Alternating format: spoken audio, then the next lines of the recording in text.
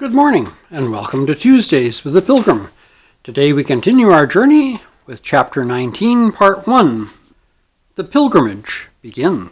By this time, Christiana and her children had started on their journey. Mercy went along with them, and Christiana and Mercy began to talk. "Mercy," said Christiana, "what an unexpected blessing this is for you to come outside to accompany me for a little while on my way." "You know," said young Mercy, for she was but young, "if I thought there was good reason to go with you, I would never go near the town again."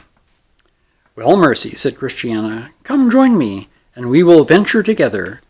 I know very well what awaits us at the end of our pilgrimage.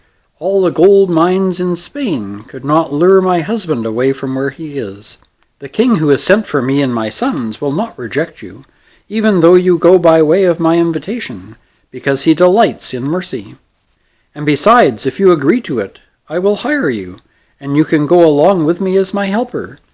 Even so, we will share all things in common if you will only go with me." "But how can I be certain that I will also be accepted?" asked Mercy. "If someone could guarantee this hope, I wouldn't make an issue of it. But I would go, no matter how tiresome the way, and I know that I would be helped by him who is able to help." "Well, kind Mercy," Christiana responded, "I'll tell you what you should do. Go with me to the wicket gate, and I will further inquire for you there.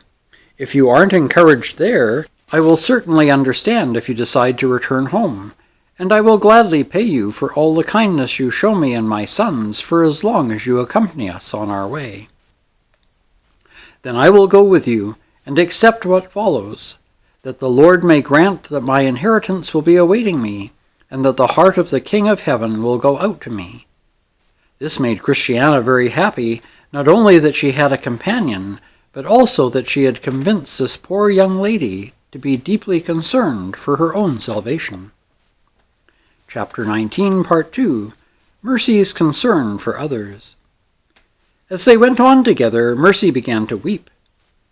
"My sister, why are you crying like this?" asked Christiana.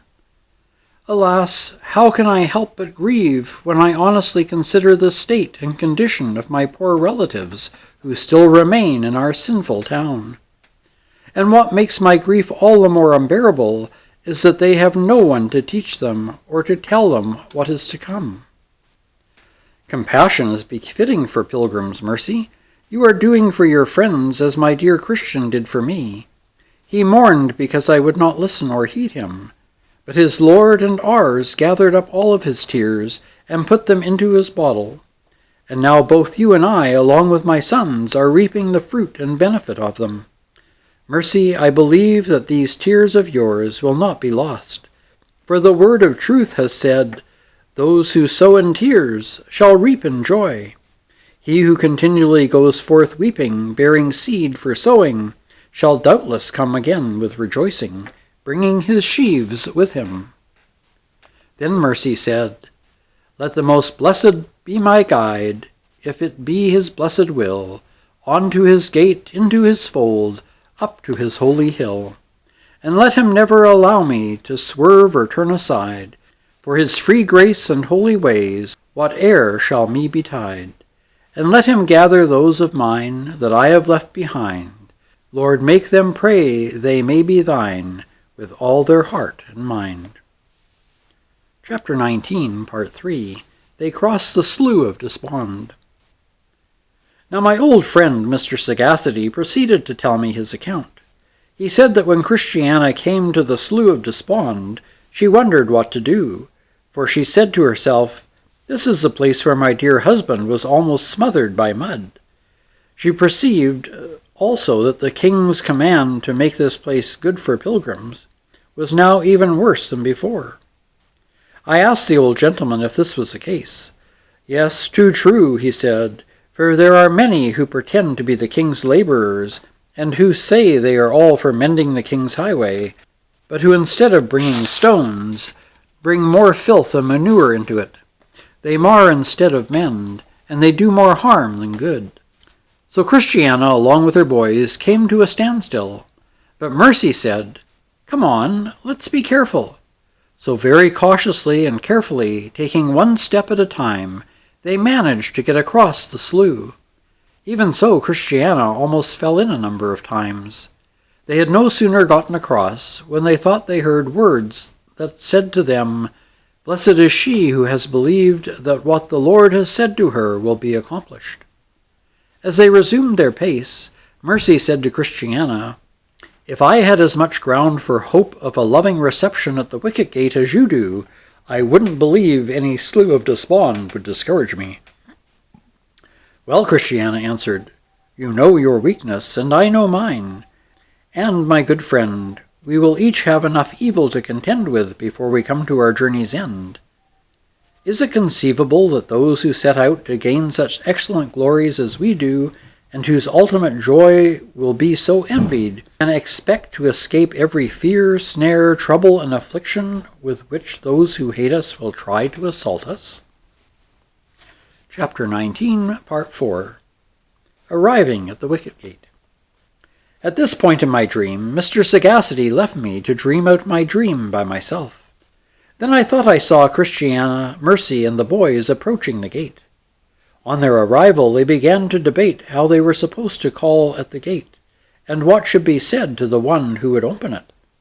They concluded that since Christiana was the oldest, she should knock on the gate to gain entrance, and that she should also be the spokesperson for them to the one who opened it.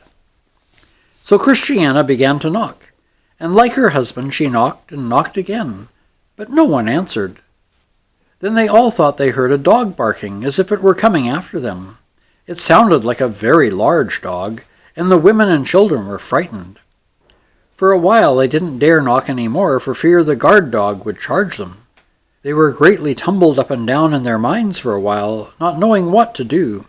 They dared not knock for fear of the dog, and yet they dared not go back for fear that the keeper of the gate might see them going back and be offended with them. At last they decided to knock again, and this time they knocked harder than before. Then the keeper of the gate called out, "Who's there?" At that the dog stopped barking, and he opened the gate to them. Chapter 19, Part 5. Christiana and her sons gain entrance. Then Christiana fell on her knees and humbled herself before him. "Please, our lord, don't be offended with your servants for knocking at your princely gate." "Where do you come from?" asked the keeper, "and what do you want?" Christiana answered, "We have come from Christian's hometown, and we seek the same destination as he. That is to say, if it pleases you, we would like for you to graciously admit us by this gate into the way that leads to the celestial city. My lord, I am Christiana, the wife of Christian, who is now above." With that the keeper of the gate marveled, saying, "What? Has she now become a pilgrim, who only a short time ago abhorred that life?" She bowed her head and said, "Yes, and so have these, my dear sons." Then he took her by the hand and led her in, and said, "Let the little children come to me." And with that he shut the gate. This done, he called out to a trumpeter who was stationed above the gate to entertain Christiana with shouts of joy and trumpet sounds. So he obeyed, and the sounds filled the air with joyful melodies. And we'll stop there for today. Next week we'll pick up with Chapter 19, Part 6, Mercy's Fear of Rejection. Until then, take care, stay safe, and God bless.